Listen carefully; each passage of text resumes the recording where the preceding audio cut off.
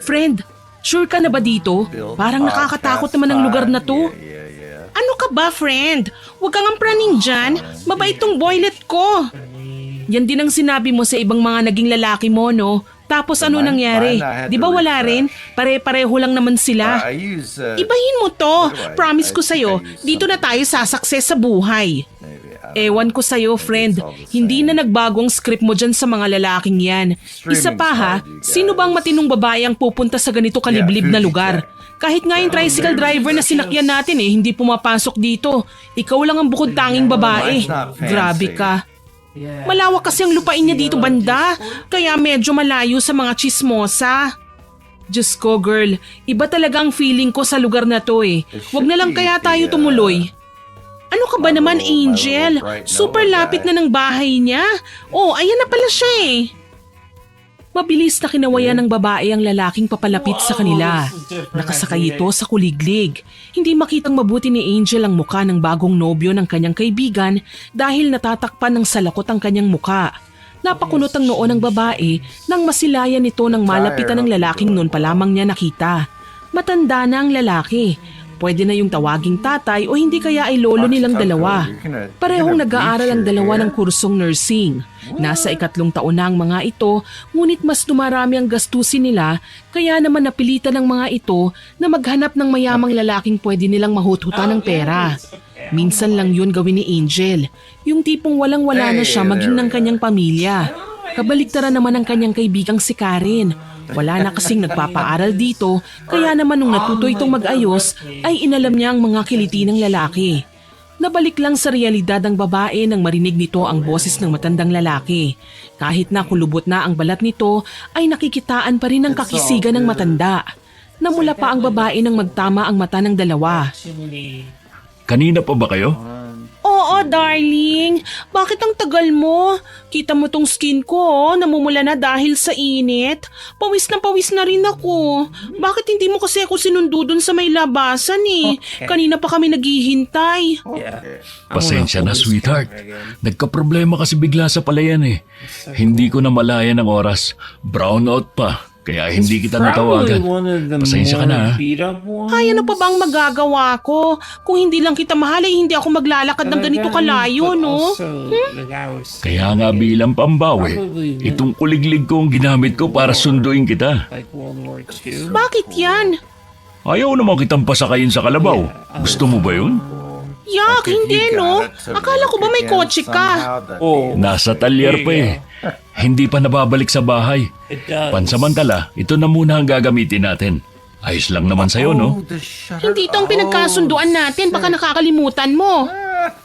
Hindi ko naman nakakalimutan Ako ang bahala. Bukas na bukas, papakuha ko sa tao ko yung sasakyan. Ano pa ba ang magagawa ko? Tara na, ang init-init Siya nga pala.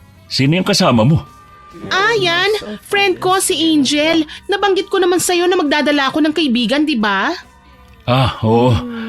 Sakay na kayo, sweetheart. Angel. Parang musika sa tenga ng babae ang pagsambit ng lalaki ng pangalan nito. Tinawag ba naman siyang my sweetheart, Angel? Alam niyang mali pero hindi niya mapigilang kiligin sa lalaking kanyang kaharap. Yumuko na lamang ito upang hindi makita ng kanyang kaibigan ang ngiti na nagbabadya sa kanyang mga labi. Masayang tinanaw ng mga ito ang malawak na palayan na pagmamayari ng lalaki. Maraming mga taniman doon na sinasabi ring pagmamayari nito.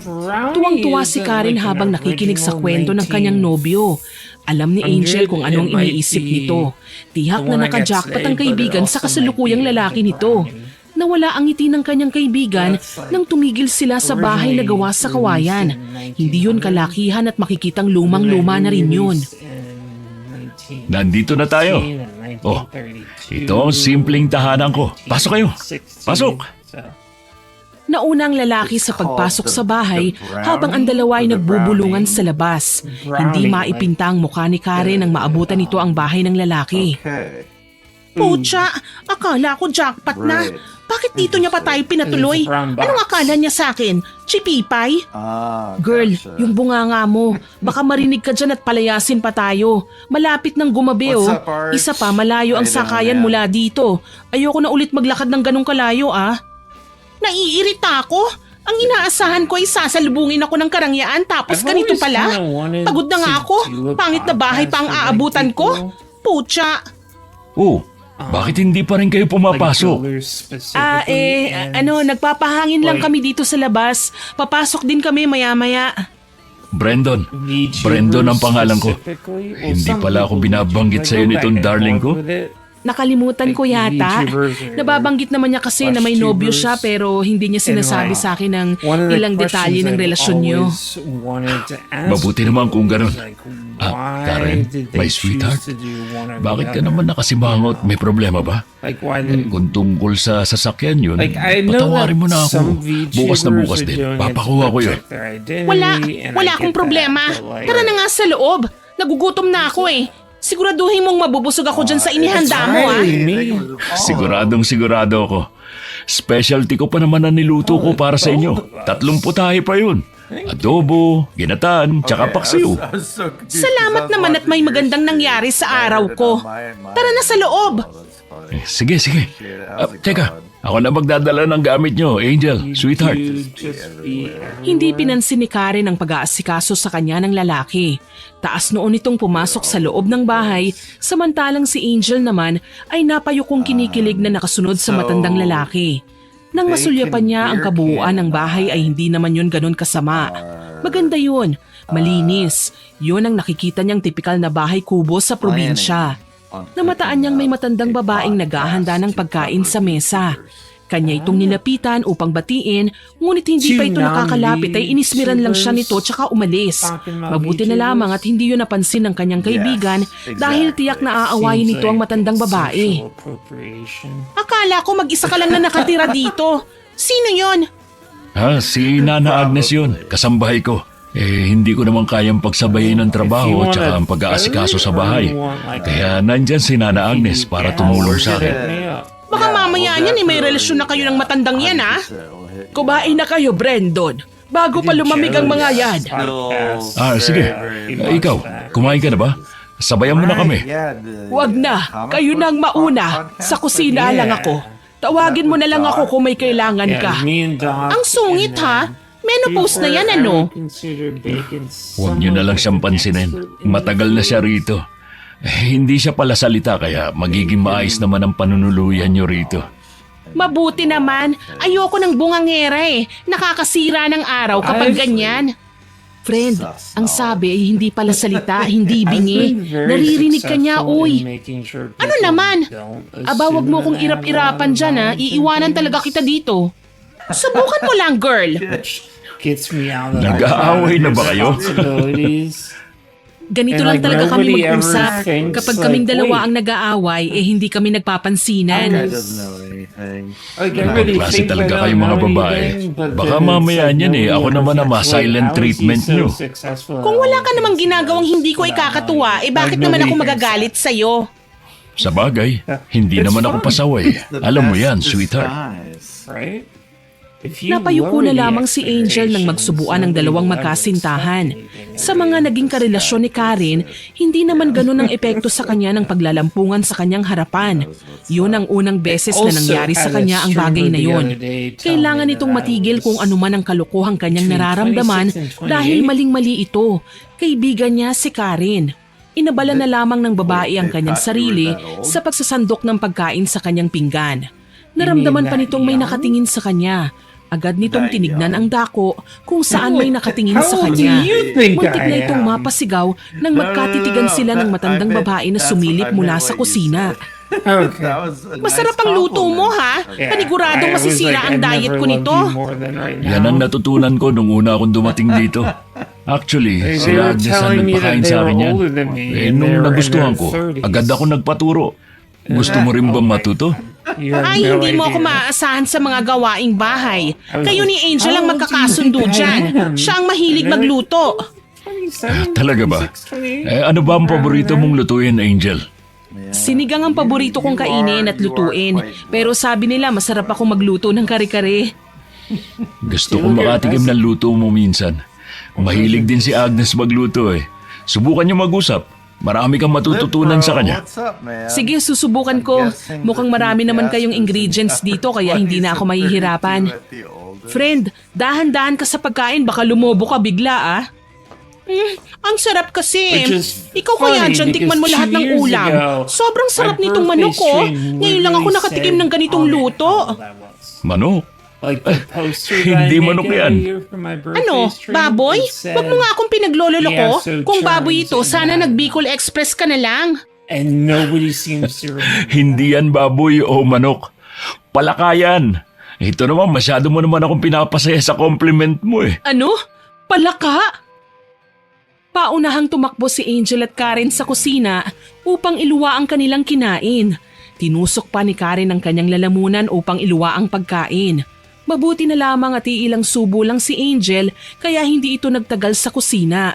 Maluha-luha pa siyang tinignan ng kaibigan na hindi pa rin natatapos sa pagsusuka. Agad itong nilapitan ni Brandon tsaka hinimas-himas ang likod. Anong nangyari? Allergic ka ba sa palaka? Ano sa tingin mo?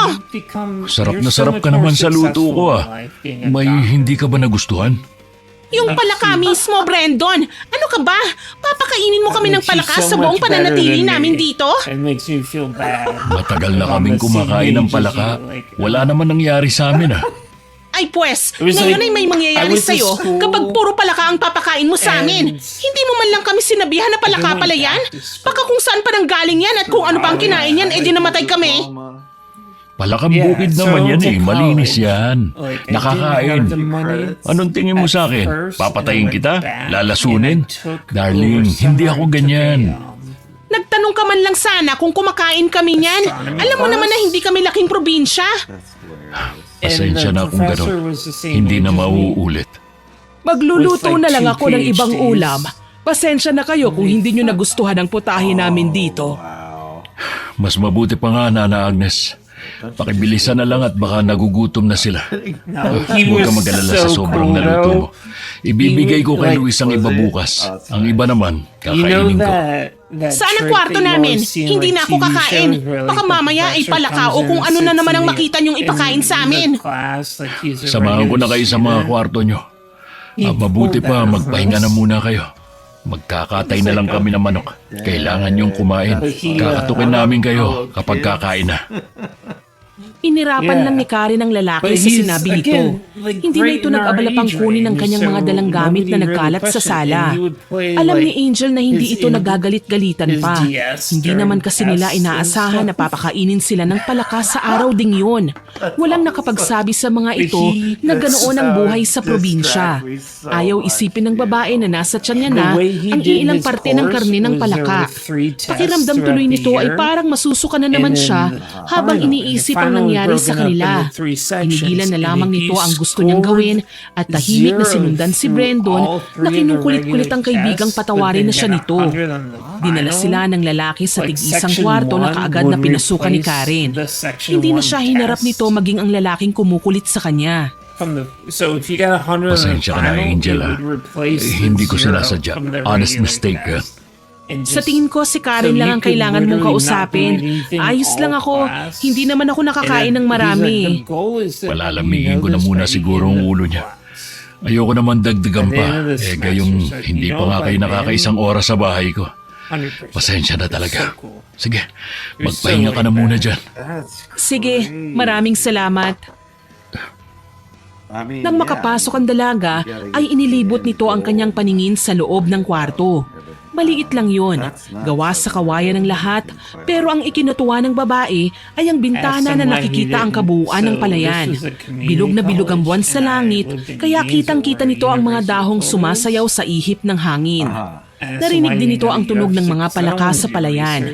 Napangisi si Angel sa nangyari sa kanila. Kaya naman pala mahilig kumain ng mga tao roon ng palaka dahil napakarami nito sa palayan.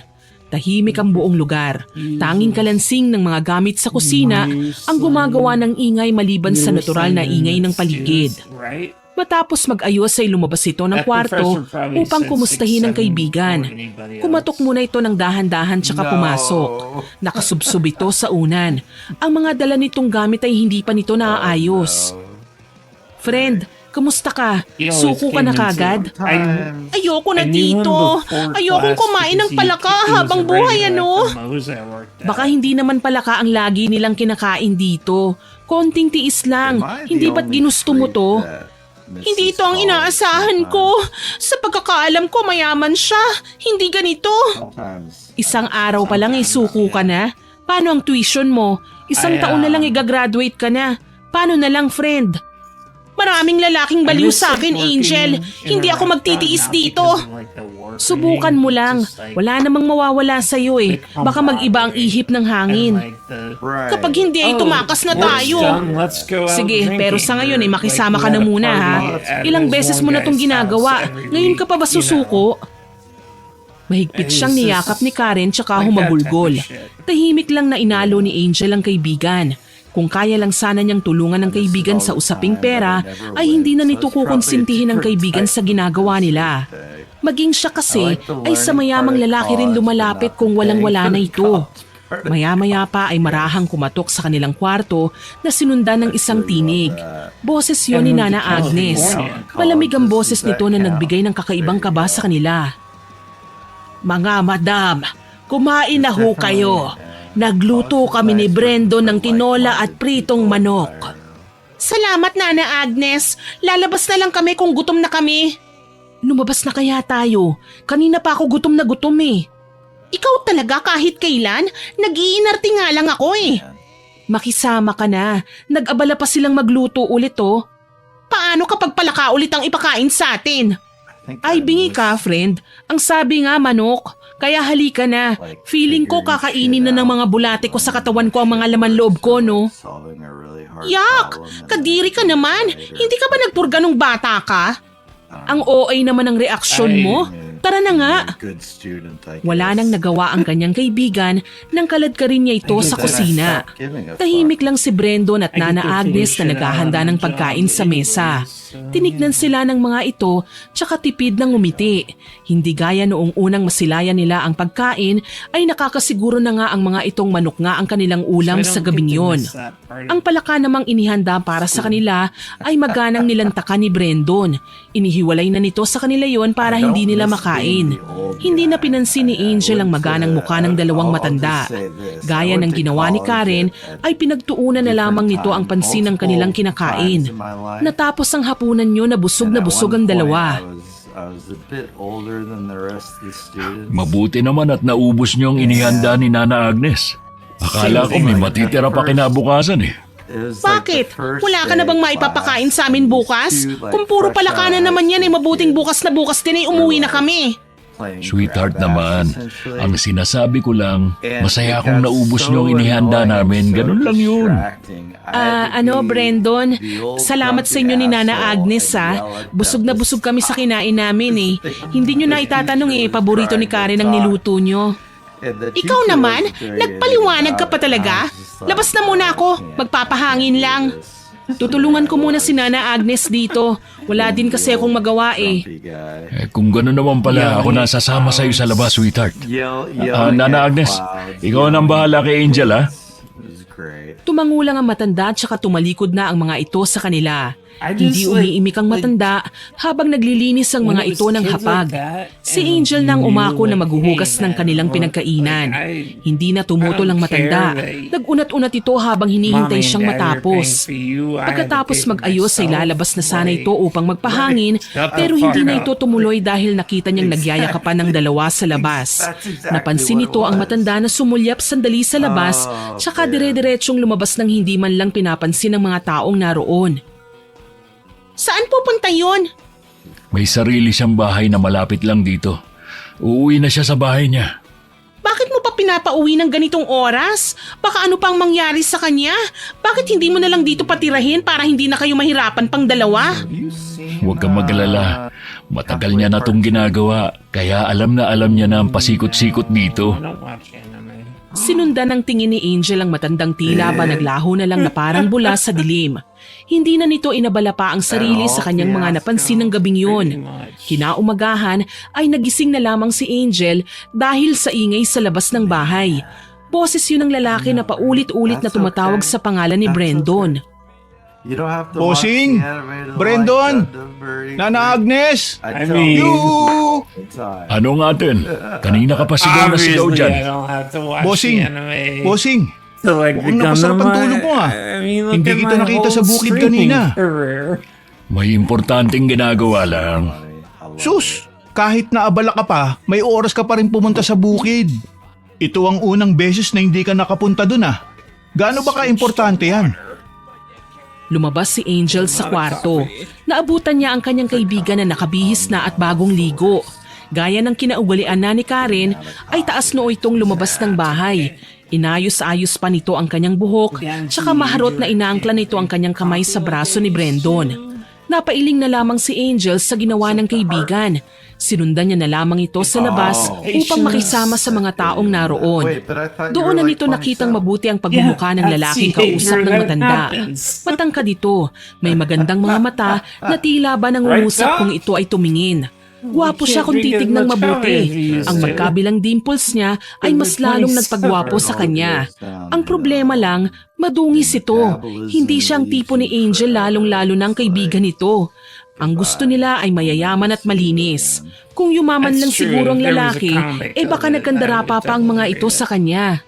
Ibinalik ni Angel ang kanyang tingin sa kaibigan na noon ay halatang masyadong nagpapapansin sa mga lalaking naroon. Honey, sino yan? Si Luis.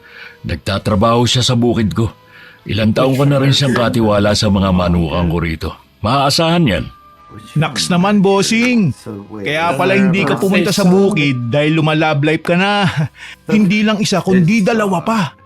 Ikaw naman. Anong akala mo sa akin? Manloloko? Maniwala sa'yo? Siraulo ka talaga. Ay, ito nga pala si Karen, nobya ko. Sweetheart, si Luis. Hello, nice to meet you. Nice to meet you din, madam.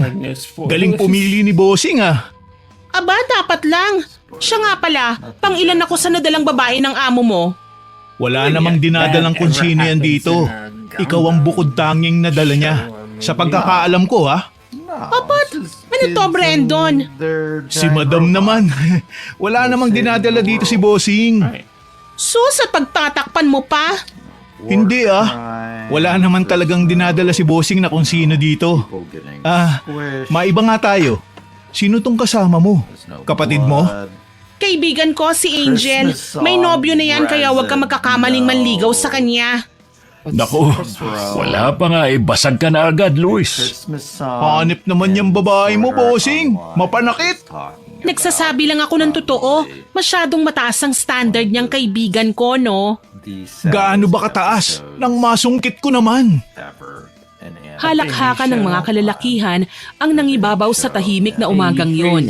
Paunahan sa pag-irap ang dalawang babae na naroon dahil pagalingan ng mga lalaki ng kanilang mga hirit. Matapos magbiruan ay napagdesisyonan na lamang ng mga ito na magpunta sa palayan. Alam ni Angel na malawak na ang sakop ng mga lupain ni Brandon. Papasok pa lamang ng hasyendang yon ay nakikitaan na ng iba't ibang pananim ngunit hindi nito akalain na may ikalalaki pa pala yun. Swerte ang kanyang kaibigan, ngunit tila hindi nito nagustuhan ang paglibot sa palayan ng mga oras na yon. Malapit na ba tayo sa sinasabi mong kubo? Ang layo-layo na ng nilakad natin. Ang lawak-lawak ng palayan. Napakainit eh. Malawak talaga tong palayan ko. Ilang ektarya din ang pagmamayari ng pamilya namin pero ayaw nila magtrabaho dito. Nakitaan ko ng potensyal ang lupa. Kaya naman, yung ilang lupain na pagmamayari ng ibang magsasaka na malapit dito, binili ko na rin. Sayang din kasi at hindi naman nila tinataniman ang mga gulay o prutas. Ibang klase ka talaga, bossing. Kahit nga yung iilang magsasaka ay iniwan na ang lugar na ito dahil wala naman daw kwenta at pangit ang tubo ng mga tanim dito. Mali lang kasi ang paraan ng pagtatanim nila. May proseso kasi yan. Hindi naman lahat ay minamadali. Hindi ba, darling? Nakikinig lang si Angel sa kwentuhan ng dalawang lalaki habang bagot naman ang kaibigan niya. Kung hindi pa ito nilingon ni Brandon ay hindi pa ito magkukunwaring hindi nayayamot. Narinig din kasi ng babae ang paminsan-minsang reklamo nito sa putik na halos dumihan na ang kanyang suot. Mukhang malayo ang nasa isip mo. Nagugutom ka na ba? Gusto mo kargahin kita? Ipagluluto kita ng paborito mo. Oo. Napairap na lamang si Angel nang marinig niya ang tanong na yun mula kay Brandon. Sa isip ni Angel ay hindi dapat ganun ang maging reaksyon niya. Ngunit iba ang gustong iparating ng puso nito. May kukunting kirot at inggit itong nararamdaman. Habang naglalakad sa pilapil ng palayan ay bigla na lamang itong nakatapak ng malambot na bagay na gumagalaw. Nang tignan niya ito ay halos magtatalo nito sa katitili. Ay, palaka! Palaka! Ayoko ng palaka! Palaka, ilayo niyo sa akin yan! Sus, ang arte mo naman. Ang sarap niyan lalo na kung adobo sa gata. Eh di ikaw ang kumain. Walang nagbabawal sa'yo, no? Bakit ayaw mo sa palaka? Bakit? Gusto mo ng palaka? Dahil masarap to.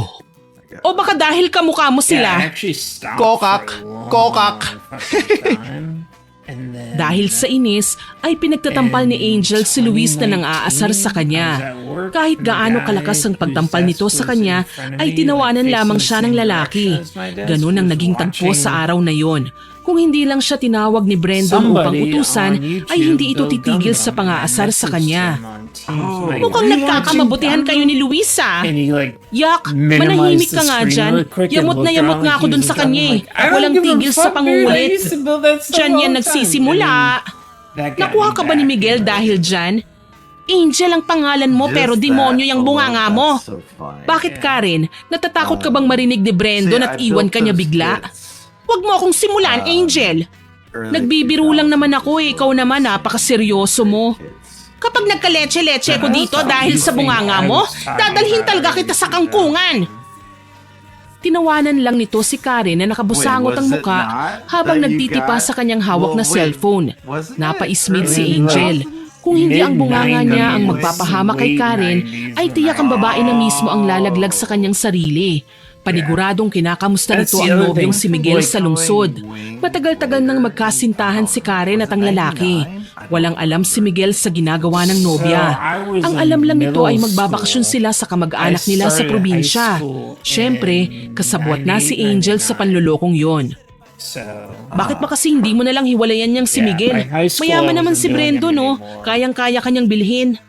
Kahit gaano pa kayaman ang lalaking yon, kung hindi naman siya si Miguel ay wag na lang.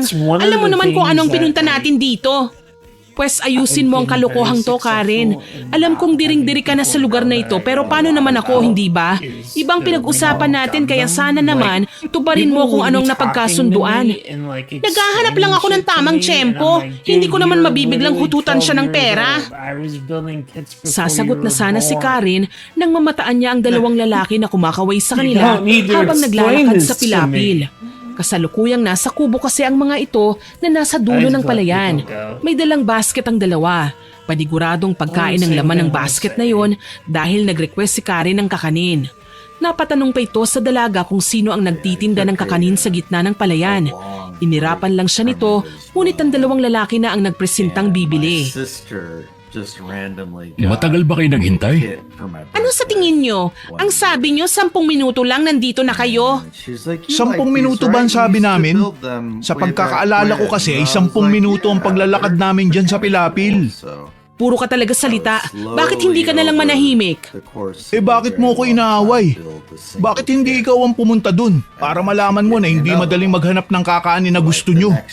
Oh, mag-aaway pa eh. Pagsaluhan na nga natin to. Masarap gumawa ng kakanin si Aling Mirna. Mabuti na lang at naabutan namin siya sa bahay nila. Nilalako kasi niya yung mga paninda niya eh. Maraming salamat, Brandon. Nabala pa namin kayo. Bakit kay Bossing ka lang nagpapasalamat? Isa din ako sa naghanap, no? Bakit? Ikaw ba ang bumili? Ako ang bumili. Pero pera ni Bossing. Napakamot pa sa ulo nito ang lalaki, tsaka patawa-tawang kinuha ang supot ng kakanin na nasa loob ng basket. Tinignan ni Angel ang walang imik nitong kaibigan. Napairap na lang siya sa kanyang isip nang hindi man lang nito pinansin si Brendo na nakatitig sa kanya. Siniko niya ito ng marahan, kaya naman napatingin siya sa kaibigan na naiinis. Pinagtaasan niya na lang ito ng kilay, tsaka sinenyas ang pansinin si Brandon. Ibinalik nito ang malanding tingin at pagpapaawa niya sa lalaki. Darling, nasa na yung pagkain ko? Kanina pa ako gutom na gutom habang naghihintay sa'yo. Hindi mo man lang sinabi na malayo pala ang kubo na sinasabi mo. Mukha kasing abala ka. Akala ko hindi mo na ako papansinin eh. Gusto mo ba ng banana Q o palitaw?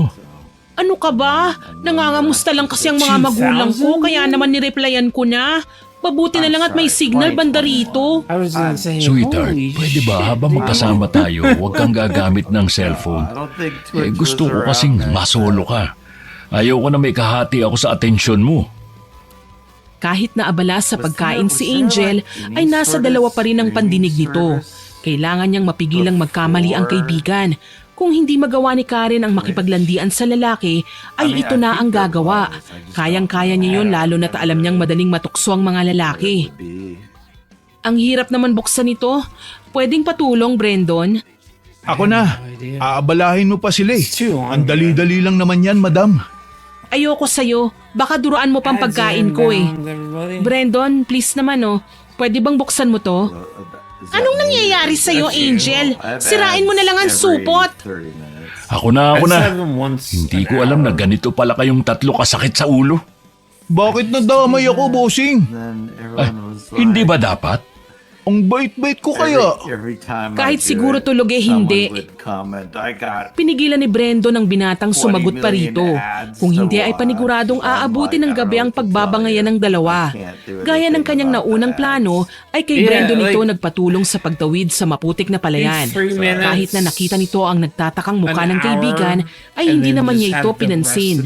Tinutuloy-tuloy pa nito ang pagpapapansin kay Brandon. Iba ang dating ni Brandon sa mga lalaking nakilala niya kaya naiintindihan nito kung bakit ito ang napili ng kaibigan. Anong ginagawa mo, Angel? Akala mo ba hindi ko napapansin yung pagpapansin mo kay Brandon?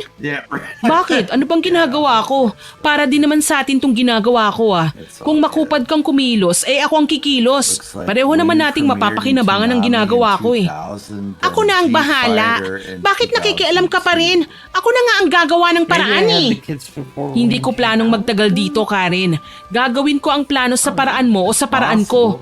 Tandaan mo kasama ako sa plano na ito.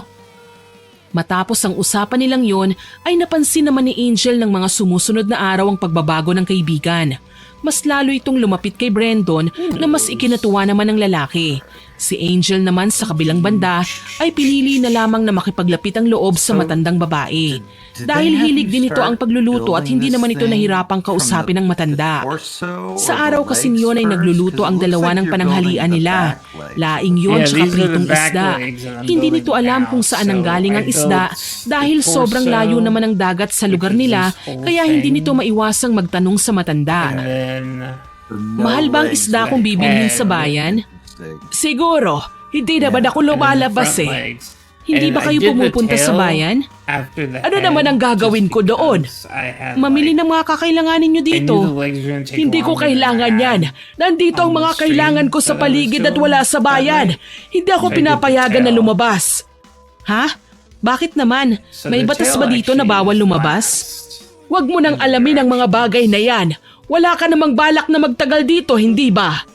Oo naman, kailangan kong umuwi. Last na talaga, Nana Agnes. Kung hindi ikaw ang bumili ng isda, sino? Mukhang sariwang-sariwa pang mga ito ah.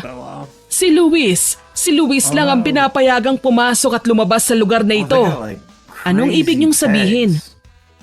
Hindi na natapos pa ng mga ito ang kanilang usapan dahil pangiting-iting pumasok ng kusina si Luis. May dala itong iba't ibang prutas.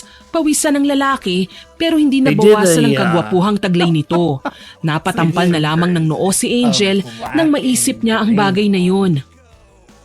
Mukhang narinig ko ang pangalan ko ah. Ano ang pinag-uusapan nyo? Chismoso ka talaga. Sus! Crush mo lang ako eh. Hiwalayan mo na lang kasi ang nobyo mo para ako na lang ang pumalit. Asa ka, hugasan mo na lang yung mga prutas na dala mo. Masusunod, kamahalan. Luto na ba ang ulam? Napakapatay gutom mo talaga no? Walang palaka dito. Bakit? Palaka lang ba ang kaya kong kainin? Malay ko sa'yo, tiyan ko ba yan? Mahilig kang magbanggit ng palaka eh. Porke ba binabanggit ko, paborito ko na kagad? Siyempre, mukhang palaka ka na nga eh. Sus, aminin mo na lang na crush mo ako. Hindi naman ako magagalit eh. Hindi na nito pinatulan pa ang lalaki dahil pumasok sa kusina ang dalawang magkasintahan habang magkahawak ang mga kamay. Pangiti-ngiti pa ang mga ito tsaka magiliw na nagpaalam sa kanila na aalis dahil kakain daw ang mga ito sa labas. Nagkibit balikat na lamang ang tatlong natira sa bahay. Napaismid si Angel habang tinatanaw ang papalayong bulto ng kaibigan. Agad nitong nakuha ang ibig sabihin ni Karen mula sa kinikilos nito. Ayaw niyang maagaw sa kanya si Brandon. Makasarili ang babae pero tuwang-tuwa si Angel sa ginagawa ng kaibigan. Mukhang tayo ang mabubusog sa ulam na to ah. Tamang-tama. Matagal na rin akong hindi nakakakain ng isda. Magtira pa rin tayo sa kanila at baka magutom pag-uwi. Hindi yan, Nana Agnes. Kilala mo naman si Bossing. Ayaw nun na nagugutom tayo pa uwi. Ah, siya nga pala, madam. Alam mo ba kung saan sila pumunta? Anong pakialam ko? Kumain na nga tayo. Masarap tong niluto namin ni Nana Agnes. Malaki ang ngisi ni Angel habang kinakain ng pagkaing niluto nila. Hindi dahil sa tuwa kung hindi dahil sa inis sa kaibigan. Hindi nito akalaing ginagawa siyang kompetisyon ng kaibigan. Bumuo ito ng plano sa kanyang isipan. Kung yun naman pala ang gusto ng kaibigan ay handa siyang makipaglaro dito. Kinabukasan ay hindi nito inaasahang nakabusangot na muka ang madadatnan niya sa hapag ng umagang yon. Ngumisi ito tsaka humigop ng kaping ginawa ni Nana Agnes.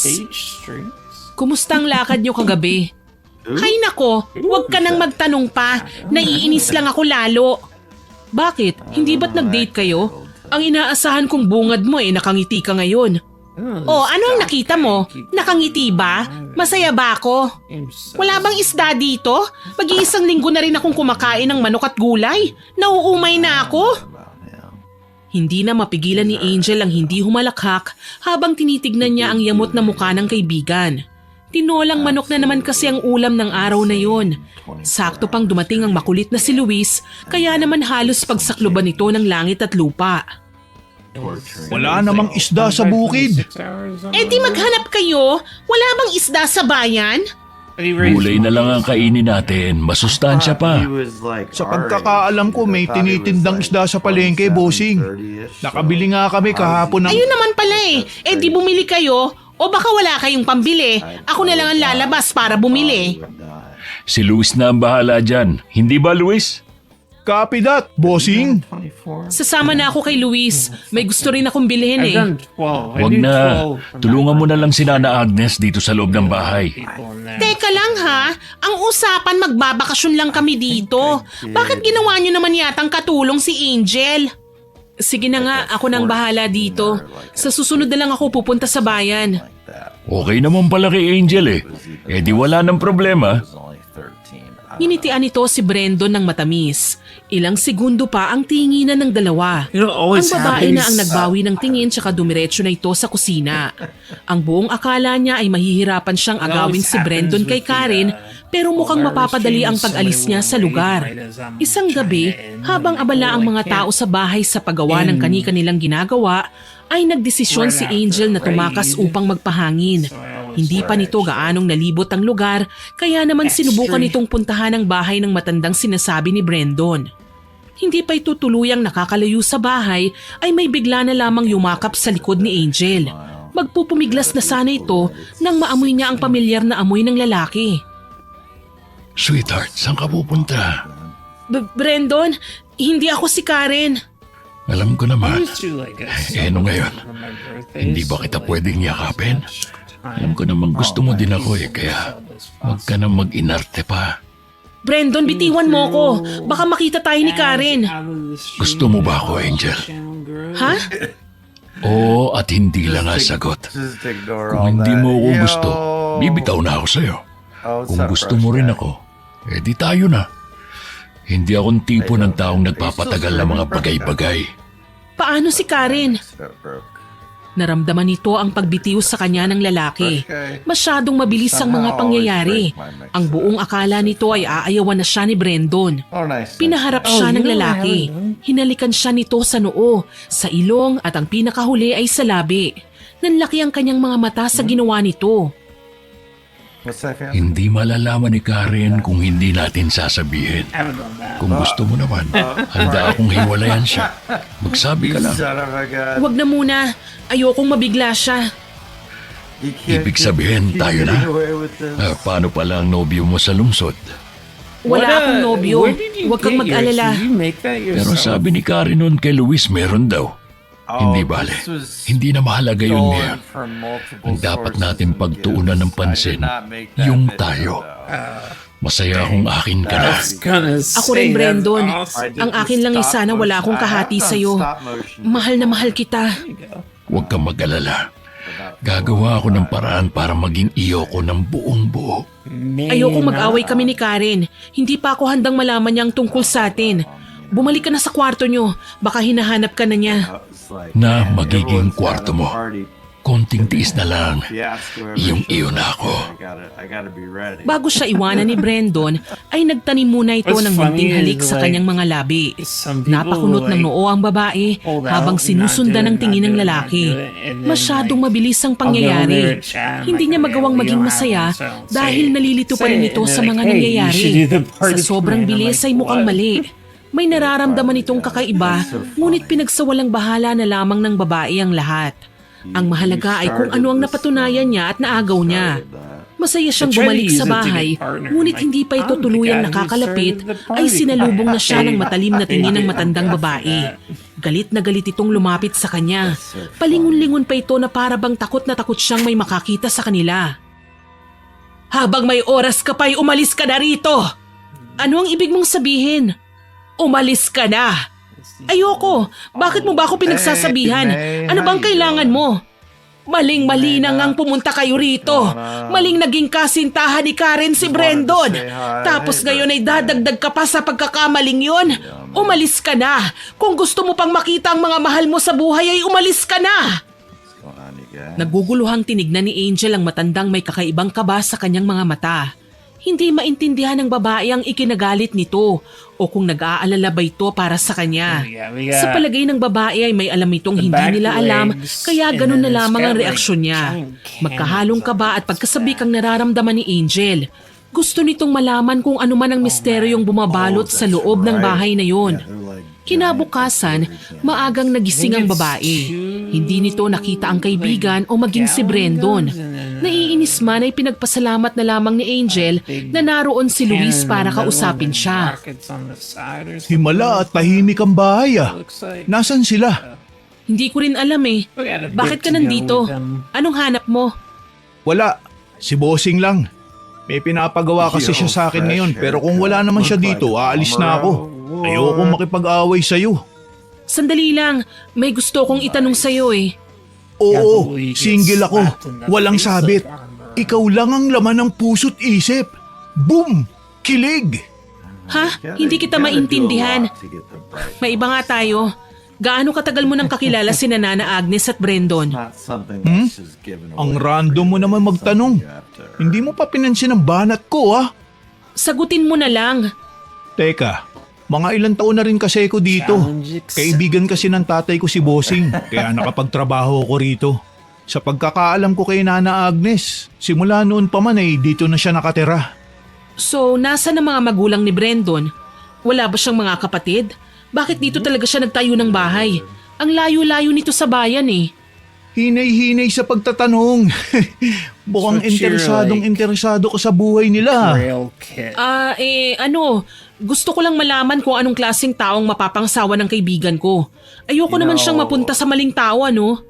Sa bagay may punto ka. Actually, wala naman akong alam talaga sa buhay ni Bossing eh. Ayokong makailam pero sa pagkakaalam ko, maganda na ang buhay nila sa lungsod. Mayaman. Marami pang negosyo. Sa katunayan nga, doktor ang kapatid na babae ni Bossing. Bali, 3 silang magkakapatid. Pangalawa si Bossing. Yung panganay nila nasa ibang bansa na. May apo na nga yun eh. Kung mayaman naman pala sila, bakit nandito si Brandon? Bakit? Anong problema sa pagiging magsasaka? Mayaman naman siya. Siya nga ang pinakamayaman dito. Lokohin mo na ang lelang mo, wag lang ako. Pinapalakas mo pa yung amo mo eh. Nakita mo naman yata kung gaano kalawak ang taniman ng palay, maging ng mga gulay dito. May mga manok panabong din siya na milyon din ang halaga. Mas tahimik dito sa bukid, kumikita ka. Nakakakain ka kahit walang perang nilalabas dahil maraming tanim dito sa paligid. Wala ba siyang bisyo? Babae, sugal, pinagbabawal na gamot? Hindi ko naman obligasyon pang alamin ang mga bagay na yan eh. Nagtatrabaho lang ako sa bukid niya. Ang suplado mo naman, bakit hindi mo na lang kasi sagutin ang tanong ko eh? Kung ako na lang kasi sanang sagutin mo eh. Nandidiring tinignan ni Angel ang lalaki ng harap-harapan. Hindi niya kayang magpanggap pa sa lalaki.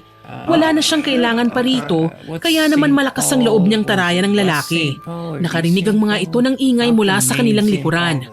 Nang lingunin nila yon, ay agad nagtama ang mata ni Brandon at Angel. Pumulot pa ang noo ng lalaki na parabang hindi nito nagustuhan ang kanyang narinig ng mga sandaling yon. Kasama niya si Karen na nakaangkla pa sa kanyang braso. Mukhang seryoso usapan nyo. OMG! Kayo na ba? Bakit hindi mo sinabi kaagad?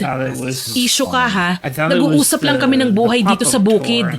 Kaya nga, dapat nga itong si Karen ang makarinig nun eh. Dahil nagsasama na naman kayo ni Bossing. Bukid lang ba talaga ang pinag-uusapan nyo? Oo naman, Bossing. Ano ba dapat? Ewan ko. Baka nagliligawan na kayo dyan. Umami na kasi kayo. Tayo-tayo lang naman ang nandito eh. Ngumisi si Karen sa kanya. Alam na alam nitong nangaasar lang ang kaibigan niya dahil alam na nito ang pinaplano niyang pag-agaw kay Brandon. Ang hindi alam ng babae ay nakuha na niya ito nang hindi niya alam. Mabuti na lamang na mataan niya ang matandang katulong na maraming dala kaya agad niya itong nilapitan upang tulungan. Tulungan ko na po kayo dyan. Mukhang marami kayong lulutuin ah. Nakabili kami ng isda. May gulay din na nakuha sa taniman. Marami tayong lulutuin ngayon. Ano po ang gagawin ko dito sa isda? Hugasan mo tsaka kaliskisan. Magsisigang tayo. Ayos! Sinigang! My favorite! Tumulong ka din dyan. Hindi ka hari dito para pagsilbihan ano? Masusunod, mahal na Reyna. Hindi na pinansin pa ng babae ang kakaibang tingin na pinukol sa kanya ni Brandon. Kung ano man ang gusto nitong sabihin, ay wala na siyang pakialam pa sa mga oras na yun. Hindi naman nagtagal ay natapos din naman nila kagad ang kanilang niluto dahil sa marami ang nagtulong-tulong para magluto.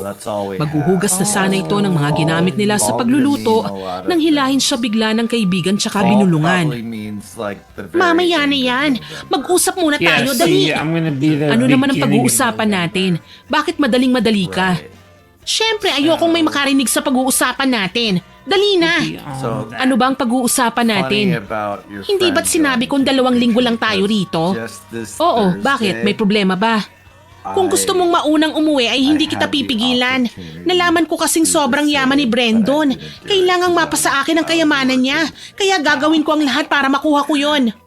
Akala ko ba huhututan mo lang siya ng pera para sa tuition fee mo? Palay nang lumalapit sa manok. Alam kong malaki na ang makukuha natin kung sakaling manghingi ako. Pero friend, pera na ito. Hindi pipitsuging lalaki ang nahanap ko. Ano? Anong masasabi mo? Sasamahan na lang kita dito. Baka mapano ka pa. Sana makuha mo kagad yan bago ang enrollment natin. Hindi mo yata ako naiintindihan eh. Ang sinasabi ko sa'yo ay pakakasalan ko na si Brandon. Pipikutin. Naririnig mo bang sinasabi mo? Oo, pinag-isipan kong mabuti ito. Bakit pa ako mag-aaral kung may handa namang buhayin ako, hindi ba? Teka, paano si Miguel? Yan nga ang dahilan kung bakit nagdesisyon akong magpabuntis na lang. Nakipag-break siya sa akin dahil may nakilala daw siyang babae o whatever. Kesa naman magpa-broken hearted ako, mas mabuting pagtuunan ko na lang ng pansin ng ginto, hindi ba? Baka naguguluhan ka lang. Huwag ka namang padalos-dalos. Alam ko ang ginagawa ko. Kaya ikaw, itigil mo na yung ginagawa mo kay Brandon. Nakikita kita. Alam kong inaakit mo siya. Tinignan niyang mabuti ang kaibigan kung nagbibiro ba ito. Ngunit ang seryosong mukha lang nito ang sumalubong sa tingin niya. Napabuntong hininga siya. Sa ilang araw na hindi sila gaanong nag-uusap, ay parang bigla na lamang niyang hindi nakilala ang kaibigang ilang taon niya ring kasama. Hindi nakaalis sa kinatatayuan nito si Angel kahit na ilang minuto buhat nang iwan siya ng kaibigan sa kusina. Isang mahinang tapik ang nagpagising kay Angel. Dumadagundong ang lakas ng tibok ng puso nito nang dahil sa gulat. Habol niya ang kanyang hiningang napalingon sa tumapik sa kanya. Hindi pa rin ba kayo aalis sa lugar na ito? Bakit ba gustong-gusto mo kaming umalis, Nana? May nagawa ba kaming hindi mo nagustuhan? Bulag ka ba? Pinaglalaruan lang kayo. Pinaglalaruan, Nino. Nana Agnes, luto na ba ang ulam? Nagugutom na ako eh. Bukas na bukas ay umalis ka na kung ayaw ng kaibigan mo. Hindi ka dapat pang pumunta dito. Patapos na. Magsasandok na ako ng kanin, Brandon.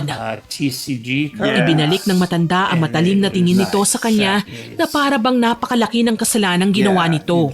Kung nagsabi lang sana ito sa kanya ng dahilan, ay baka sumagi pa sa kanyang isipan na umalis na nga sa lugar na yun. Sa kasalukuyan kasi, ay marami pa itong kailangang gawin. Isa na doon ay kung paano tuluyang makamkam ang buong yaman ng lalaking papalapit sa kanya. Anong pinag-uusapan niyo ni Nana Agnes kanina? Wala naman. Hindi naman mahalaga yun eh. Kumusta ang lakad niyo kanina? Bakit hindi mo sagutin ang tanong ko? Ano ang sinabi sa iyo ni Nana Agnes? Nagtanong lang ako sa kanya tungkol sa mga isda, kung saan niya nabibili, kasi hindi ko naman siya nakitang lumalabas ng hasyende. Anong sinabi niya sa'yo? Wala siyang sinabi. Ayaw niya nga akong sagutin eh. O ikaw, ano naman ang nangyari sa inyo? Mukhang tuwang-tuwa si Karen ah. Naikwento ko lang sa kanya ang tungkol sa pamilya ko. Gusto kasi niya makita ang mga kamag-anak ko eh. Oh, bakit naman nalungkot ka? Ipapakilala naman kita sa kanila eh. Bibisita mang yun dito sa susunod na araw. Anong sasabihin mo? Kaibigan ng nobya mo? O kabit mo mismo? Ang bunganga mo. Baka may makarinig sa'yo. Bakit, Brandon? Natatakot ka na bang malaman ni Karen? Nang hindi ito makasagot ay inismira na lamang siya ng dalaga. Hindi na ito nagulat pa kung malaman niyang mas pinili nito ang kaibigan kesa sa kanya. Ganun naman kasi palagi, kaya naman kahit na alam na nito ang totoo, ay may parte sa kanya na gustong angkinin si Brandon. Lumabas na lamang ito sa kusina papuntang balkonahe ng bahay kung saan naabutan niyang nag-uusap si Luis at Karen. Naniniwala ka ba sa barang? Barang? Ano yun? Hindi ko pa naririnig ang salitang yan. Yung parang may ginagawang orasyon sa'yo? Minsan makakaramdam ka ng pananakit ng katawan kahit wala ka namang ginagawa. Ibig sabihin may gustong manakit sa'yo. Naniniwala ba kayo sa mga ganyan? Anong petsa na? Wala nang ganyan. Turo sa akin ng lolo at lola ko sa tuhod. Kung pakiramdam mo ay kinukulam ka, kumuha ka lang daw ng asin, tubig, kandila sa kaplanggana. Pagkatapos, patakam mo lang daw ng kandila ang planggana na may tubig. Kung may larawan ka daw na makikita sa planggana, ibig sabihin ay kinukulam ka. Ang babaw naman ng explanation mo. At least alam mo nang gagawin kung sakaling barangin ka. Kung totoo man yan ay wala ka namang sinabing pangontra. Ay, girl, nandyan ka na pala. Kinakarir mo na ang pagiging katulong, ha? Kawawa naman kasi si Nana Agnes kung hahayaan ko lang siyang maglutong mag-isa. Kakain na. Sinundan nila ang tahimik na si Brandon. Noong nando na sila sa hapag, ay napansin nitong may nakahanda ng pagkain. Maganang kumain ng mga ito dahil sa bagong lutong ulam. Tuwang-tuwa si Karen dahil sa loob ng ilang araw nila sa lugar na yon ay ngayon pa lamang sila makakakain ng isda. Naunang natapos kumain si Angel. Wala siya sa mood dahil sa sinabi ng lalaki sa kanya. Hindi niya maintindihan ang sarili kung bakit ganun na lamang ang pagnanais nitong manatili sa buhay ng lalaki. Pumunta ito sa hardin na hindi na gaanong naaalagaan. Nakahanap ito ng punong masisilungan. Ilang minuto siyang nakahiga doon. Tanging ang huni ng ibon ang kanyang narinig sa paligid. Napamulat ito ng mata nang marinig niya ang marahang boses. Wala itong narinig na mga yapak, kaya nagulat itong may tao pala sa kanyang harapan. Pwede ba tayong mag-usap? Ang buong akala niyang pag-uusap lang ay napunta sa isang bagay na pagsisisihan niya ng lubos. Saksi ang mga bulaklak sa hardin sa matamis na kasalanang nagawa nilang dalawa. Ang buong akala niya ay walang makakaalam ng kataksilang ginawa niya, ngunit nagulat na lamang ito nang bigla niyang maramdamang may humila sa kanyang buhok habang nagluluto. Aray! Aray, ano ba? Ahas kang babae ka? Matapos ang lahat ay aahasin mo ang boyfriend ko? Anong ibig mong sabihin? Huwag ka nang magmaang-maangan pa. Akala mo ba hindi ko alam na may nangyari sa inyo? Ahas ka! Ahas!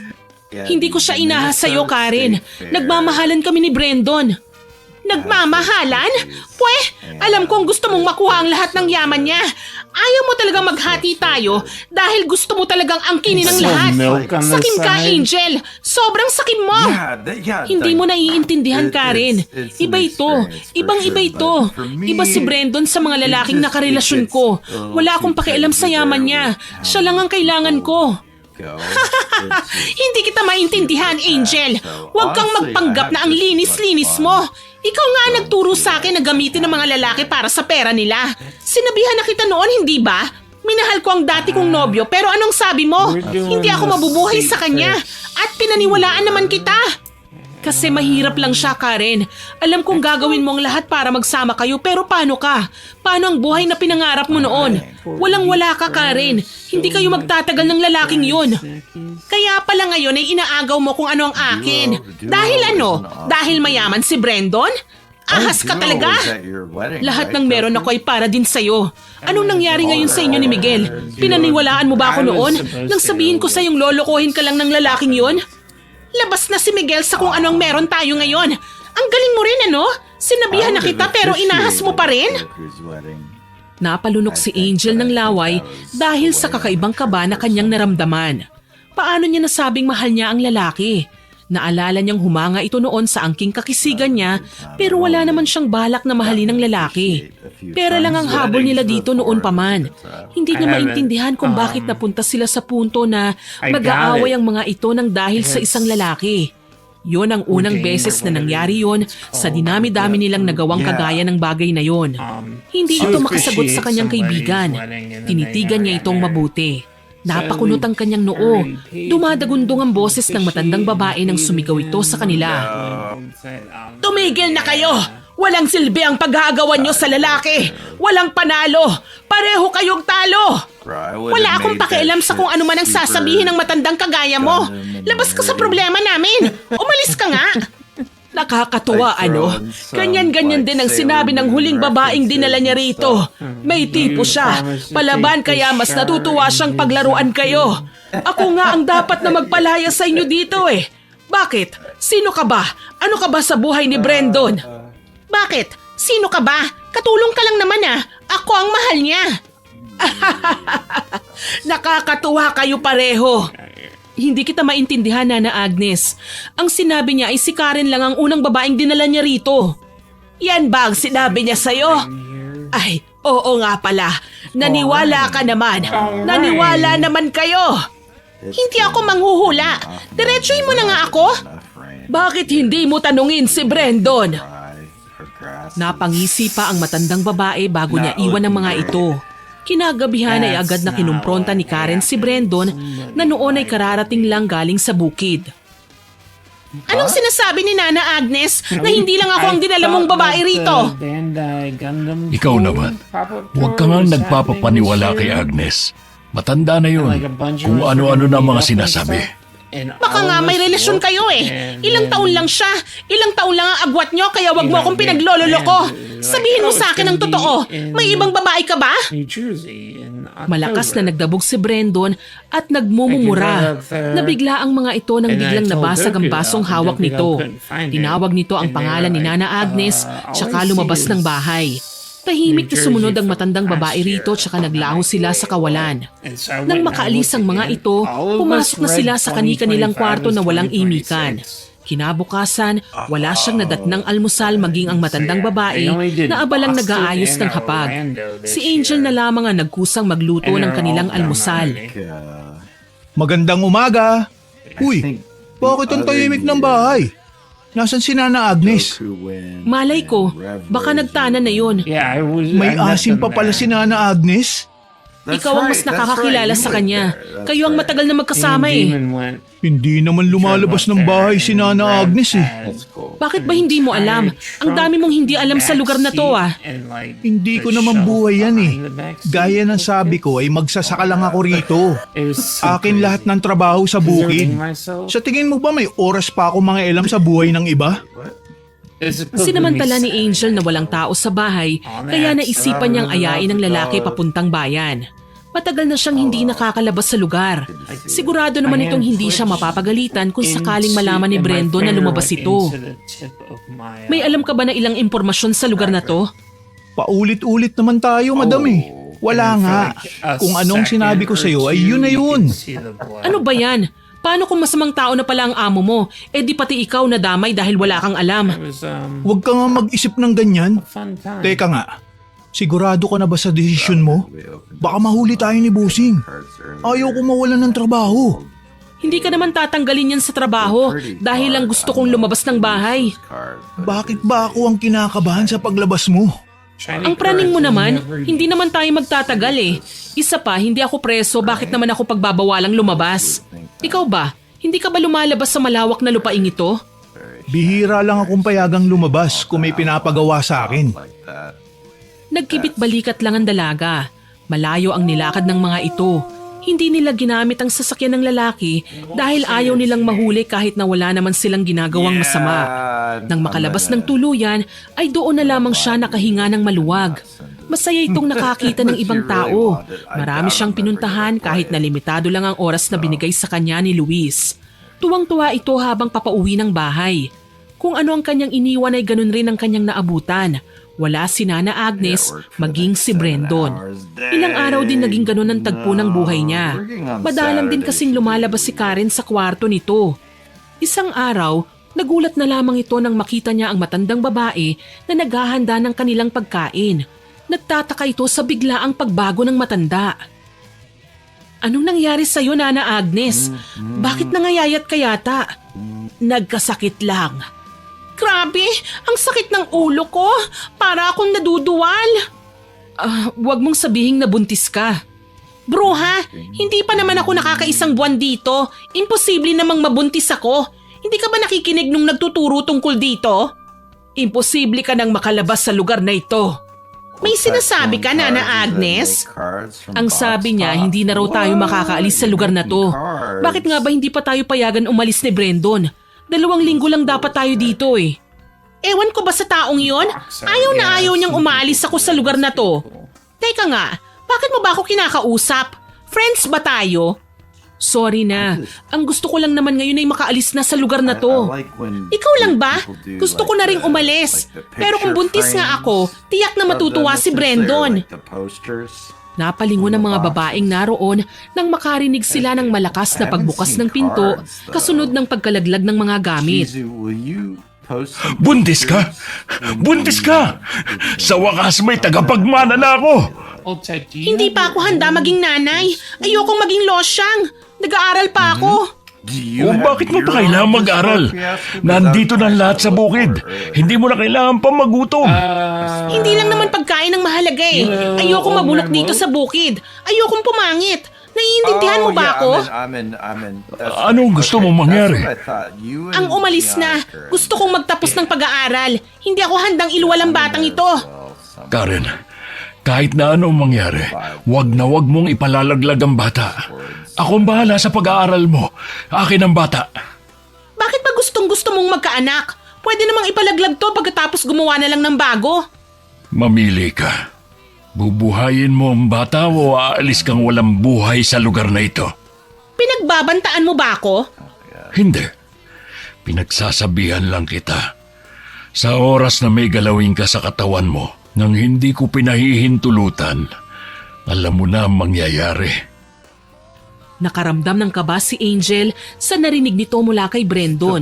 Alam nitong kay Karen niya sinabi yon, ngunit para na ring banta sa kanya ang sinabi nito. Doon na ito nagduda kung mali ba ang ginawa nila na pumunta nga sa lugar na yon. Ngumisi pa ang lalaki tsaka tinapik ang balikat ni Nana Agnes. Niyaya nitong makipag-inuman kay Luis na agad namang pinaunlakan ng binata. Nang makaalis ay agad itong nag-ayos ng kanyang mga gamit. Aalis na ako dito, Karen. Baka hinahanap na ako sa amin eh. Hindi ba't ikaw lang naman ang gusto ni Brandon? Huwag mo akong iwan dito, Angel. Hindi ko kakayanin. Bakit hindi mo kakayanin? Nandito na ang lahat ng kailangan mo. Mayaman ang lalaking nahanap mo, hindi ba? Hindi naman habang buhay ay nakabuntot ako sa'yo. Paano ang tuition mo? Ang perang pampagamot sa lolo mo? Paano yun? Ako na ang bahala doon. Hindi ko na gusto ang nangyayari dito. Pucha, ang sakit ng tiyan ko. Baka dahil sa palaka? Che, nagbibiro ka pa. Halos manginig sa sakit si Angel. May kung anong puwersang pumipigil sa kanyang umalis sa lugar na yon. Hawak nito ang kanyang tiyan habang habol ang kanyang hininga. Napahawak ito sa mesa bilang suporta. Halos umikot na ang kanyang paningin dahil sa sakit. Hindi na nito pinansin ang lalaking lasing na pumasok mula sa kusina. Kung ano man ang ininom nito ay agad na nagpalasing sa kanya at wala na siyang pakialam. Ang gusto niya lang ay matapos na ang sakit na kanyang nararamdaman. Matagal ko na kayong sinabihan. Dapat noon pa lang ay umalis na kayo. Hindi na kayo makakaalis sa lugar na ito kahit kailan. Si Nana talaga nanakot pa. Kumuha ka na lang dyan ng langis. Baka may nakain na hindi maganda si Angel. Bukas pa naman yata ang alis nito at baka mapurnada pa. Mapupurnada talaga yan lalo na at pati siya ay nakuha na rin ni Brandon. Naku, Nana Agnes, matanda ka na talaga. Pati mga ganyan ay sinasabi mo pa. Anong mangyayari sa akin, Nana Agnes? Ayoko na rito. Ayoko na. Natatakot na ako. Dapat naisip mo na yan noon bago ka magpagalaw kay Brandon. Nana, hindi siya si Karen. Ibang nobya ni Bossing. Alam ko ang sinasabi ko, Luis. Bakit hindi mo tanungin si Angel? Sabihin mong nagsisinungaling lang si Nana Agnes, Angel. Sabihin mo. Isang beses lang nangyari yun. Hindi ko sinasadya. Anong hindi mo sinasadya? Bumukha ka pero hindi mo sinasadya. Ano yun? Bakit ko ba kailangan magpaliwanag sa'yo? Sino ka ba? Tila ba natauhan ng lalaki dahil sa sinabi nito. Napatikhim siya tsaka nag-aalalang tumingin sa matandang babae. May gusto itong sabihin pero hindi na niya tinuloy. Naluluha siyang napatingin sa kaibigan na maging ito ay hindi na rin alam ang gagawin. Kung totoong may laman nga ang tiyan niya ay pareho silang hindi makakalabas sa lugar na yon. Naiiyak siyang lumapit sa matanda. Ayoko nito, Nana Agnes. Ano ang gusto mong gawin? Ipalalaglag ko siya. May alam ka bang hilot dito? Anong klaseng tao ka? Ginusto mo yan pagkatapos ay tatakbuhan mo lang? Gawa siya mula sa isang kasalanan. Hindi na dapat pang mabuhay ang sanggol na ito. Mas masahol ka pa sa hayop, Angel. Sabihin mo na ang gusto mong sabihin, pero hindi ko hahayaang mabuhay siya sa mundong ito.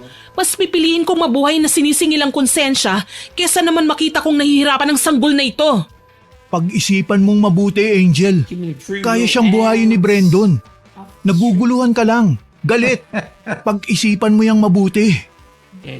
Kahit na anong pigil ni Luis ay buo na ang desisyon ng dalaga. Kailangan niyang maipalaglag ang bata sa lalong madaling panahon. Hanggat hindi yun alam ni Brandon ay makakaalis pa siya sa lugar na yon. Dahil sa pagpupumilit niya sa matandang babae ay wala na itong ginawa kundi ang sumuko. Tinanong pa nito kung gusto ni Karen na ipalaglag, ngunit agad na tumanggi ang babae. Kung ano man ang rason ng kaibigan ay wala itong pakialam sa mga oras na yon. Kailangan niya munang iligtas ang kanyang sarili. Bilisan mo, Angel, habang wala pa si Brandon. Alam kong gusto mo akong tulungan, Nana Agnes. Ang ipinagtataka ko lang kung bakit parang noon pa man ay gusto mo na kaming umalis dito. Hindi basta-basta ang pinasok nyo. Madaling pumasok pero mahirap lumabas. Mamaya ko na ipapaliwanag sa'yo. Palingon-lingon pa ito sa paligid tsaka mahigpit na hinigit nito ang kamay ng dalaga. Dinala siya ng matandang babae sa isang hindi pamilyar na daan. Pumasok ito sa gubat ngunit wala itong makitang daan. Sinabi ng matandang nakarating na sila ngunit walang makitang bahay o kubo ang babae. Masyadong madilim ang lugar na yon. Wala siya halos makita. Anong sinasabi mong nandito na tayo? Sumunod ka na lang. Huwag kang gagawa ng ingay. Maraming halamang natatabunan ng kanilang pinasukan. Namangha si Angel sa kanyang nakita. Hindi mahahalatang may daan doon dahil sa kapal ng halaman. Nang tuluyan na silang makapasok, ay doon lamang nito napansin na munting kubo ang kanilang pinasukan. Nagsindi ng kandila ang matanda, tsaka pinahiga ito sa isang lumang papag. Gamit ang mumunting liwanag ay mabilis ang kilos ng matanda. Hinugasan nitong maigi ang mga gunting at ibang parapernalya na naroon sa isang sulok. Nang matapos ito, ay may iniabot sa kanyang tela na nirolyong maigi. Kahit na anong mangyari, wag na wag kang gagawa ng ingay. Aray! Aray! Ayoko na! Hindi pa ako nagsisimula. Wag kang OA. Inumin mo itong nasa baso. Lason ba yan? Pampalaglag yan. Mapait nga lang pero pwede na. Dapat ay 1 linggo mo pang iinumin yan pero dahil nagmamadali ka, ay tinaasan ko na ang gamot na pinatak ko dyan. Sa tingin ko naman ay dugo pa lang ang nasa sinapupunan mo, kaya madali pa yang makukuha. Yan yata ang pinakamahaba mong sinabi, Nana Agnes. Nagsasalita ka naman pala eh. Wala na tayong oras. Bilisan mo na. Ubusin mo na yung iniinom mo. Pikit matang nilagok ni Angel ang basong may gamot. Sa sobrang pait noon ay halos masuka na ito. Kung hindi lang siya inaalalayan ng matanda sa pag-inom, ay baka naisukan na niya ang lahat ng yun. Nakaramdam siya ng paghihilab ng tiyan. Tatayo na sana ito upang magsuka, ngunit pinahiga siya ng matanda. Tiisin mo ang sakit. 1 beses lang mangyari ito kaya lakasan mo ang loob mo. Kung inaakala niyong tagapagmana ng mga ari-arian niya ang habol sa inyo ni Brandon, doon kayo nagkakamali. Hindi kayo naka-jackpot. Si Brandon ang naka-jackpot sa inyo. Eh bakit gustong-gusto niyang magkaanak? Dahil gusto niya ng tagapagmana bilang isang mambabarang. Si Brandon na lang ang natitira sa angka nila bilang isang mambabarang. Kailangan maisalin ang kapangyarihan ng barang sa mismong dugo nito. Nag-iisang anak na lalaki lang si Brandon. Mas makapangyarihan ng barang sa mga anak na lalaki. Pero kung walang anak na lalaki, pwede rin naman ang anak na babae. Basta't kadugo niya mismo. Akala ko'y naka-jackpot na si Karen. Barang lang pala. Yan ang sinasabi ko. Kaya, aray! Aray! Tapos na, nakuha ko na ang dugo ng sanggol sa sinapupunan mo. Magpahinga ka na dyan. Bukas ng umaga na tayo babalik sa bahay. Dahil sa sakit ay hindi na namalayan ni Angel na nakatulog na pala siya. Nagising na lang siya nang marahan siyang yugyugin ng matandang babae. Nang bumangon siya ay pakiramdam niyang nakalutang siya sa hangin. May ibinigay sa kanya ang matandang babae, isang inumin. Hindi gaya ng nagdaang gabi ay hindi na yon mapait. Bumuti ang kanyang pakiramdam pero nararamdaman pa rin nito ang sakit sa ibabang parte ng kanyang katawan. Dahan-dahan silang naglakad pabalik ng bahay. Kinakabahan man ay hinarap nito ang nag-aabang na si Brandon sa labas ng bahay. Saan ka nang galing, Angel? Nagpasama lang ako kay Nana Agnes na libutin itong taniman niyo. Mabuti naman kung gano'n. Teka, mukhang hinang-hina ka. Napagod lang ako sa kalilibot. Sobrang lawak kasi nito eh. Naku, napakaswerte ng anak niyo ni Karen. Alam mo bang masaya akong magkakaanak na ako? Kung may nabuo tayo, huwag kang mag-aalangang magsabi sa akin, ha? Pananagutan kita. Pananagutan ko kayong pareho. Huwag kang mag-alala. Isang beses lang nangyari yun. Alam kong walang mabubuo. Ganun ba? Sige. Teka, narinig ko kay Luis, aalis ka na daw. Bakit? Kasi kasi hinahanap na ako sa amin. Mahigit 2 linggo na kasi. Pwede naman yata akong umalis, ano? Oo naman. Basta't nandito si Karen at ang magiging anak namin.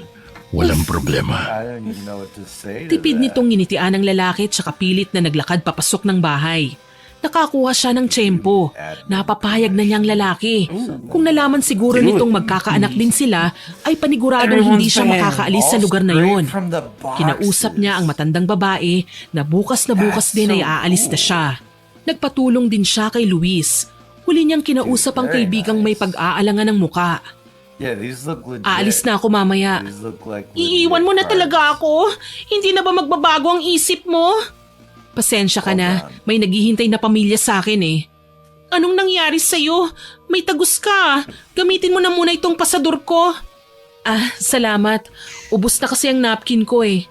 Hindi ko na kayo nabilhan ng napkin. Hindi na rin naman kasi magagamit ni Karen yon. Hindi ba, sweetheart? Oo. Pwede bang iwan mo muna kami ni Angel? Mag-uusap lang kami. Oo naman. Walang problema. Nang makaalis ang lalaki, ay doon na nagsimulang humagulgol si Angel. Niyakap niya ng mahigpit ang kaibigan. Babalikan niya ito kahit na ano ang mangyari. Babalikan kita. Pangako mo sa aking hinding-hindi mo sasabihin kay Brendon ang nangyari. Ayokong mapahamak ang buhay mo. Hindi ko rin alam kung anong gagawin niya sa akin kung sakaling malaman niyang nangyari sa anak niya. Hintayin mo ko rito. Itatakas kita. Hihintayin kita, Angel.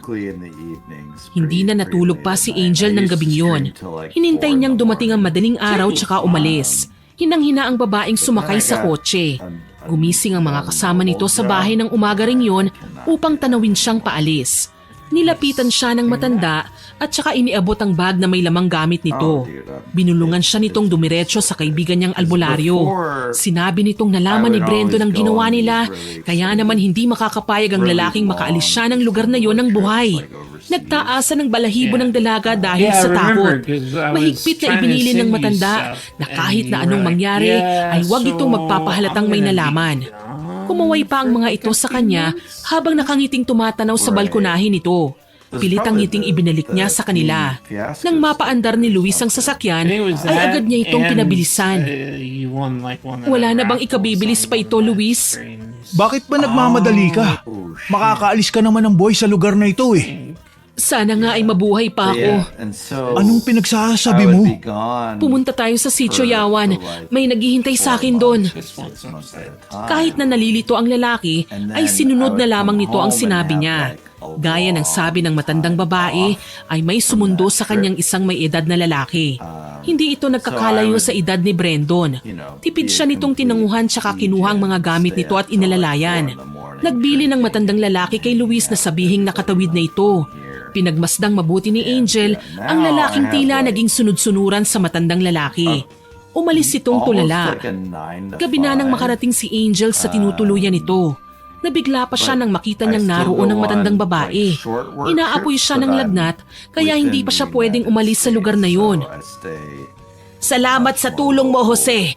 Kumusta na ang pakiramdam mo, Angel? Inaapoy ako kanina ng lagnat, pero ngayon medyo maayos na rin ang pakiramdam ko, Nana Agnes. Normal yan sa mga nagpapalaglag. Sana lang ay hindi ka maimpeksyon sa mga ginamit ko para matanggal ang bata sa sinapupunan mo. Maging malakas ka, Angel. Kailangan mong maiuwi si Karen. Nana Agnes, anong ginagawa mo dito? Akala ko po ba hindi kayo nakakalabas ng bahay? Luis, akala ko ay... Akala mo ay makokontrol ako ni Mang Jose, gaya ng pagkontrol niya sa ibang tauhan ni Brendon, hindi ba? Huwag po kayong mag-alala, Nana. Alam ko nangyayari sa loob ng bahay na yun. Tutulong ako sa inyo, lalong-lalo na sa'yo. Hindi na mahalaga pa ang bagay na yon. Matanda na ako. Wala akong mauuwian. Ang mahalaga ay ang dalawang batang napadpad dito. Nabulabog ang tahimik na gabing yon nang bigla na lamang namatay ang lahat ng kandila sa loob ng kubo. Nakaramdam ang mga ito ng pagyanig ng bahay. Agad na kumilos ang matandang lalaki tsaka nag-usal ng kakaibang dasal. Ang napakalaking kandila na nasa altar ang tanging nakasinding kandila. Malakas man ang pagyanig ay hindi nagpatinag ang matanda. Sinabayan siya ng dasal ni Nana Agnes habang dahan-dahang sinisindihan ang iilang kandilang namatay. Dala ko na ang kailangan natin para makontra ang sumpa ng barang. Nandito ang lahat maging ang sarili niyang dugo.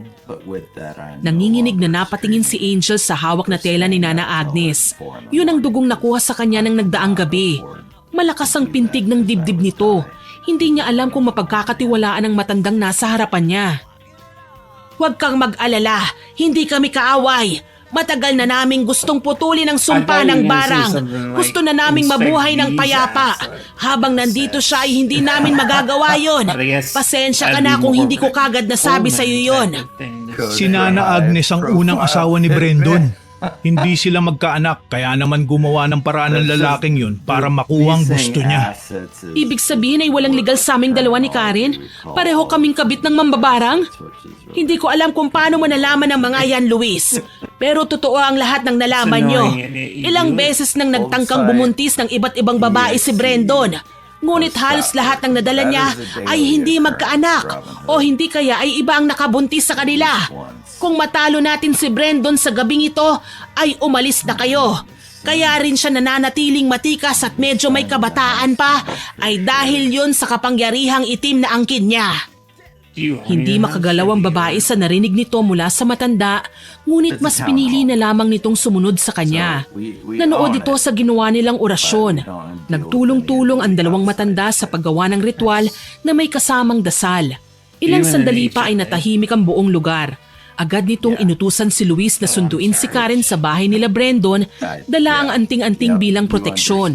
Hindi nagtagal, nakabalik itong dala ang kaibigang naguguluhan. Anong nangyari kay Brandon? Bakit bigla na lang siyang nagmukhang matanda? Bakit bigla siyang natumba? Yun ang tunay na wangis niya. Sa bukang liwayway ay umalis na kayo. Tungkol sa anak na nasa sinapupunan mo, pwede mong ipalaglag siya rito o... Hindi ko siya ipalalaglag. Anak ko ito.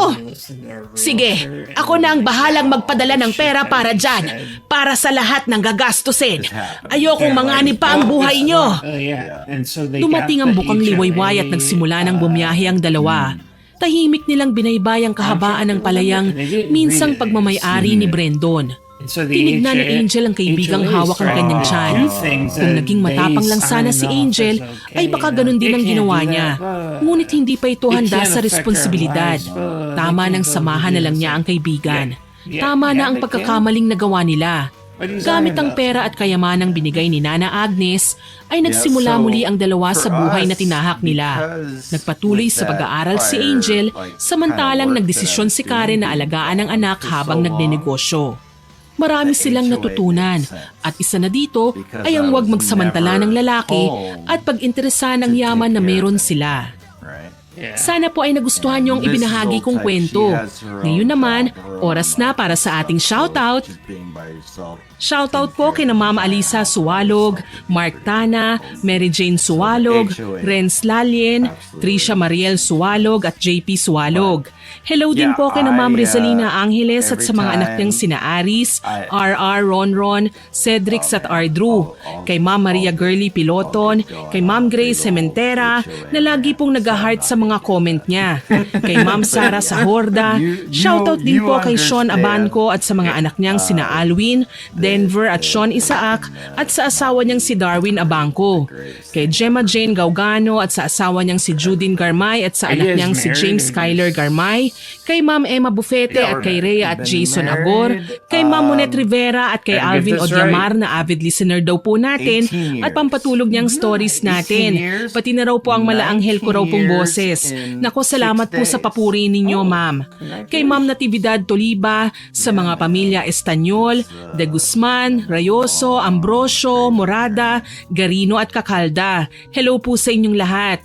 Shoutout din po kay Amanda Joyce Page from Angeles City, kay Jocelyn Gores, sa Cooper family, pati na kay JR at May from San Rafael, Bulacan, kay Chris Lawrence Villanueva at sa asawa niyang si Ronald Belsa Bahado at anak niyang si Adrian Bahado, kay Josil Oblad, kay Ma'am Rowena Melchor, kay Ma'am Jennifer Juan at kay Kuya Potsky na nag-congratulate po sa atin dahil na-reach na natin ang 50,000 subscribers.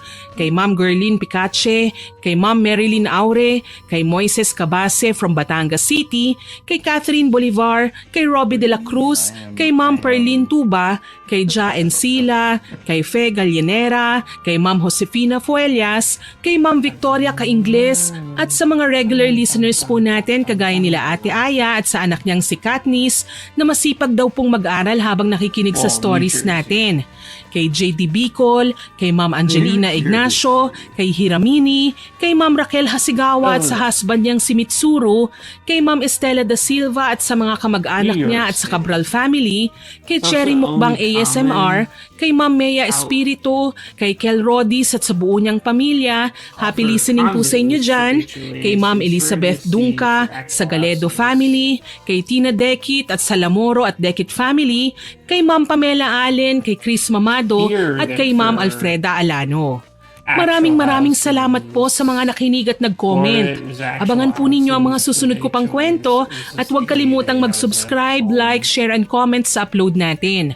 Sasamantalihin ko na rin po ang pagkakataong ito dahil kung hindi po sa inyong lahat, hindi po ako magkakaroon ng 50,000 subscribers.